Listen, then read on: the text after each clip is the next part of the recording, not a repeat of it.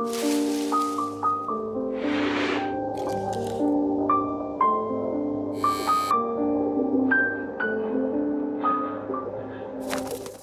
guys, it's Maris. Welcome back to Harpies in the Trees, where I review horror books with a supernatural focus. Hey guys, it's the new year. We get to leave 2020 in the coffin and bury it in the ground, which is good. I just feel like, you know, it won't stay dead. But I guess it is technically over, and 2021 is an opportunity for things to be better. I feel like in years before, when I would think about the new year, I would always think about it in relation to my resolutions or goals or hopes and dreams, just hoping that good things would come to me.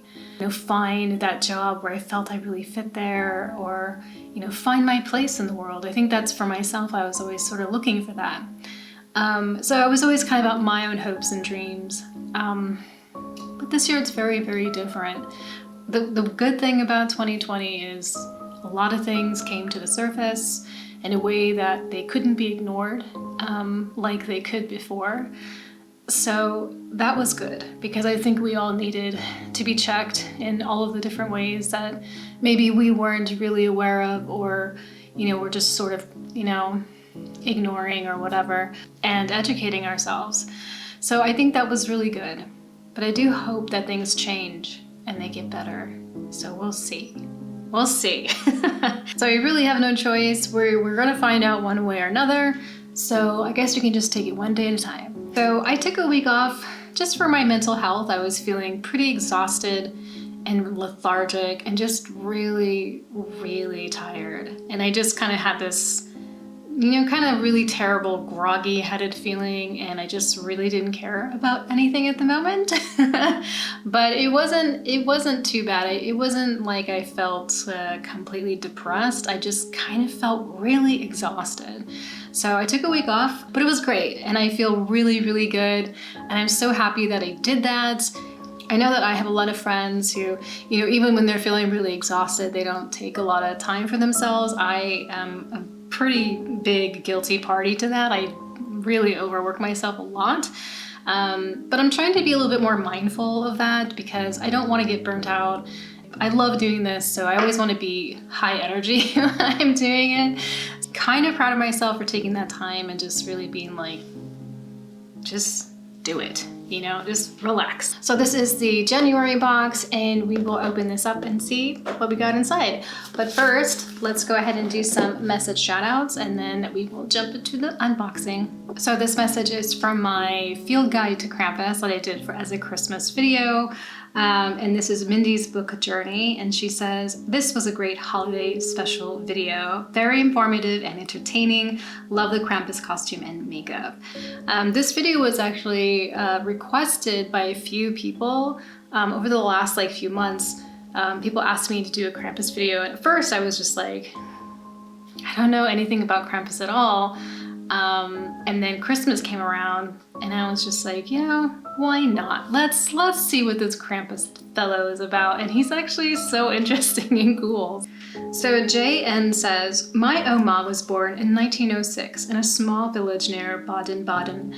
Every Christmas time, she told us stories of her run-ins with Krampus. Once she stuck her head out of the shutters to see him, and he struck her in the face, and she got a bloody nose. Watching this, it becomes obvious poor Oma got off lucky." I think that Krampus must have had way too much schnapps. Thank you guys so much for your comments. Now let's move on to the unboxing.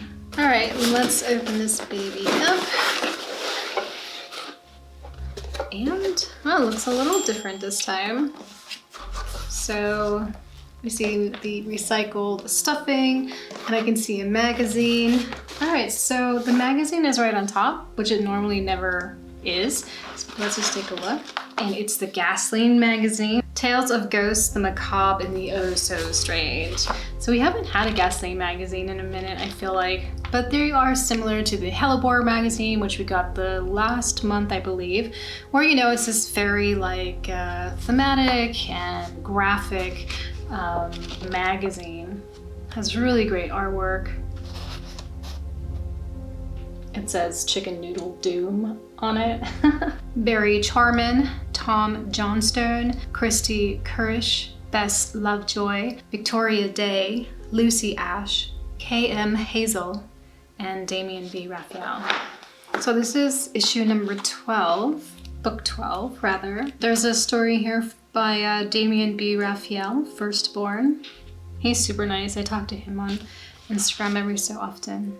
I think he had another story in the guessing as well. In the editorial section, it says, choosing the stories for this issue was harder than ever. We had 3 times the amount of submissions we normally get, and the magazine could have been 3 times as big due to the great quality of the stories. I don't need to speculate why this could be, but I do think a few of you have had a little more time on your hands than usual. Yeah, I feel like everyone's like I'm gonna write that book, I'm gonna write that script during this time, which is it's a great idea. I see the treat here. It is Montezuma's Extraordinary Chocolate Splotch Butterscotch Milk Chocolate. They know what they're doing over there, them boys. Let's try it, you know, just to make sure that it's still good and whatever. I just want to eat it, okay? I'm really not opening this up very well. Has a nice little crinkly package.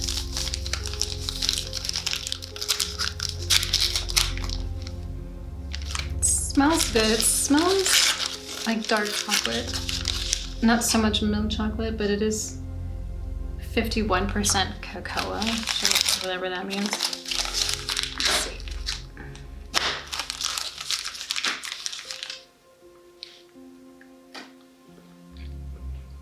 This is nice. It's a little dark chocolatey for me. I like milk chocolate like a 10-year-old, but like it is good. You can taste the butterscotch. It's very tasty, and I know who's gonna inhale this. My boyfriend. The butterscotch is very light.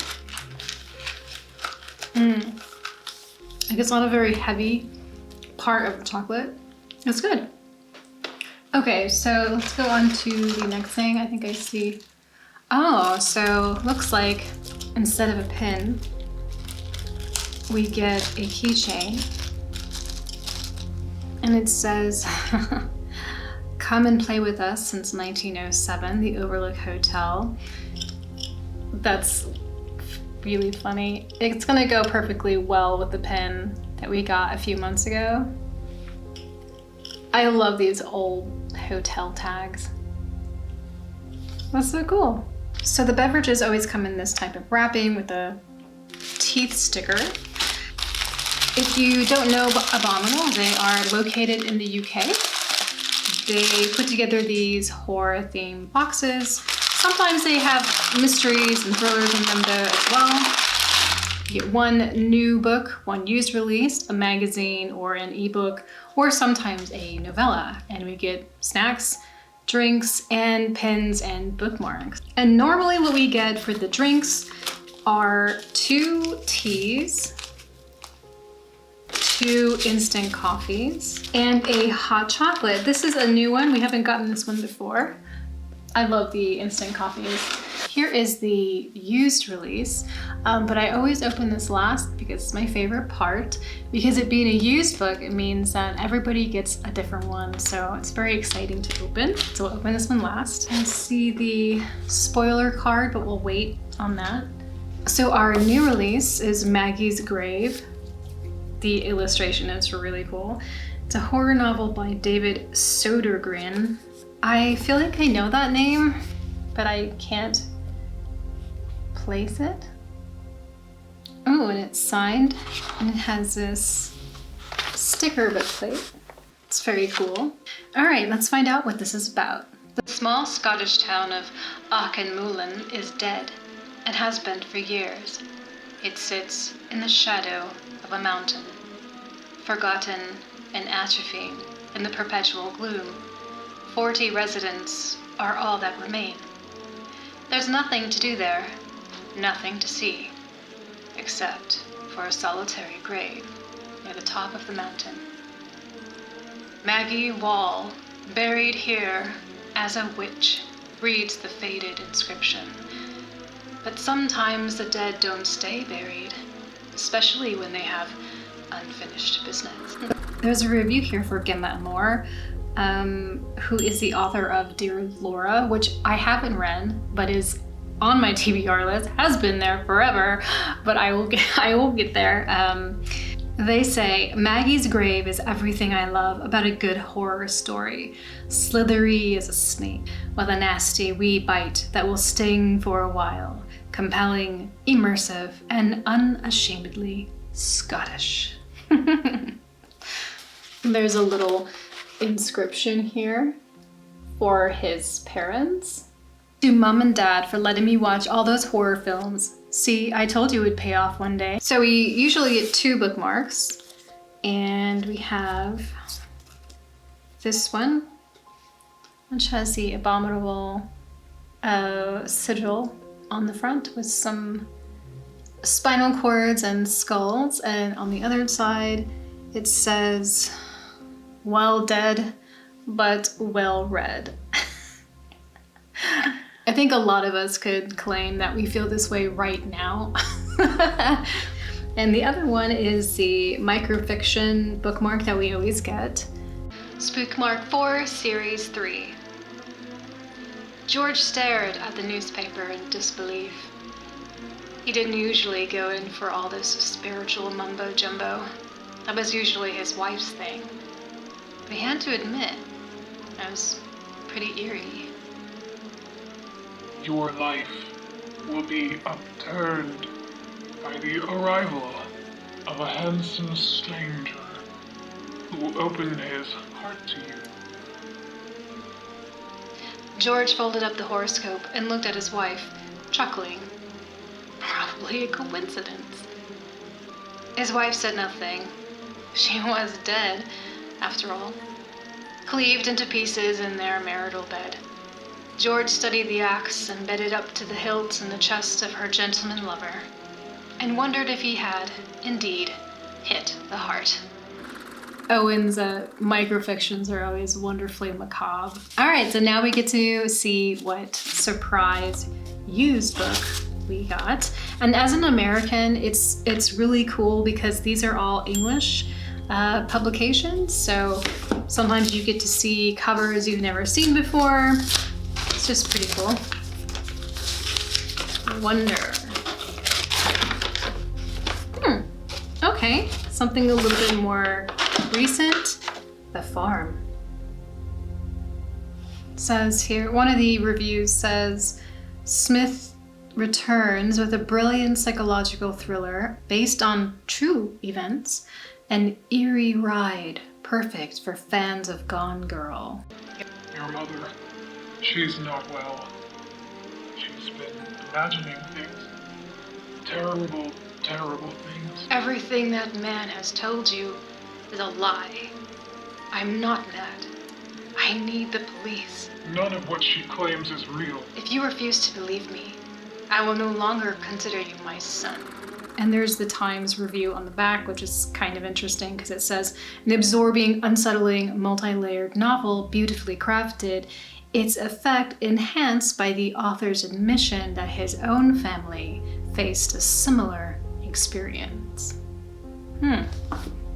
Intriguing. I like it. That sounds pretty exciting, actually. There is a picture of him in the back, though. He looks very pensive. Cool. That's awesome. It seems interesting. I like this. I love stories where they're like, where someone is like having visions or seeing things or something, because I feel like there's just so much opportunity to create something wild and when it connects to reality somehow, right? Like, I don't know, with a house, a person, a place, a time, I mean, something when they connect together and they make sense, or you follow this trail there. I don't know, it's just really exciting. So I like this. This sounds really cool. And this sounds pretty fun too. Based on the synopsis and the cover artwork, it looks like Maybe it's is it a necromancy thing? Possibly. What do we think? Could be.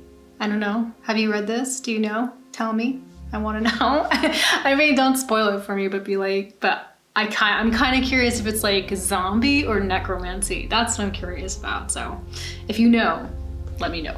So let's go over the spoiler card and see if there's any other additional information. Full Guts, January 2021. So the Full Guts version is everything that I got today. You can also get a version that's just bare bones, I think it's called, where it's just the books, so none of the extras. Maggie's Grave was signed bookplate. It's a huge honor for us to get to work with David to include his latest blood-soaked folk nightmare in our box. Maggie's Grave follows the story of Auchinmulon, a forsaken, isolated town in rural Scotland whose residents are still haunted by the torture and killing of accused witch Maggie Wall centuries before. It's brutal, bloody, and packed full of David's trademark sardonic humor. Gaslight Book 12 is the Strange Signs and Ritual Protection Marks issue, which features 8 timely stories suffused with signs, symbols, talismans, totems, and macabre folkloric traditions. The spoiler card says that the Montezuma's chocolate should be hot pickle, chili, and lime milk chocolate, but this is definitely butterscotch. That's okay, because I don't know if I really would have been down with the hot pickle thing. If you get this box and you got the hot pickle, let us know if it was good. Yeah, and that's about it. So just to recap really, really quickly, the new release, the used release, the magazine, our super cool keychain. So this is awesome. I'm really happy to see the Gasling again. I did miss it. So I get to add this to my growing collection. And these books that came in sound pretty fun. So this is awesome. This is really, really cool. So thank you so much for hanging out with me tonight. I hope that you liked this video. If you did, please like and subscribe. It helps me out a lot. Thank you so much to the Blood Crones for supporting this channel with their donations. It means a lot to me. Thank you so much. Please take care of yourselves, wear a mask, and I will talk to you next time.